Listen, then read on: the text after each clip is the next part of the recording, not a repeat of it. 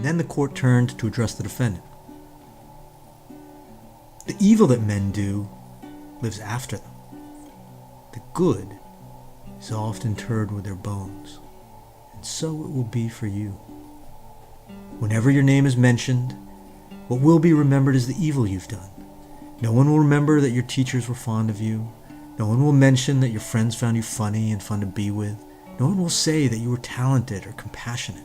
What will be remembered is that you murdered and maimed innocent people and that you did it on purpose. You tried to justify it to yourself by redefining what it was to be innocent. It was a monstrous self-deception. To accomplish it, you had to redefine yourself as well. You had to forget your own humanity, the common humanity that you shared with your victims. It appears that you did so under the influence of radical preaching. It's tragic.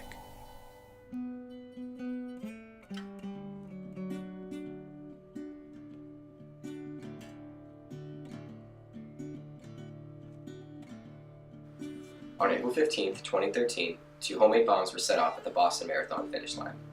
The city went into lockdown, while police forces spent 3 days searching for the Tsarnaev brothers. By the time the chaos came to an end, 3 people had been killed, 16 had lost limbs, and over 250 had been wounded.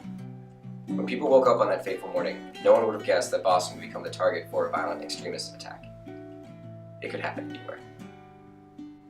Violent extremism is uncommon, but just because it's uncommon doesn't mean it doesn't happen.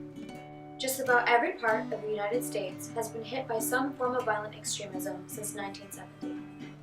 The chances of being killed in a terrorist attack are 1 in 20 million. There are currently about 250 American citizens fighting for the Islamic State in Iraq and Syria. There were 130 active KKK groups in the United States in 2016. Mubin Sheikh is a former jihadi sympathizer from Toronto, Canada. He received an Islamic education from a local madrasa, and he started to self-radicalize.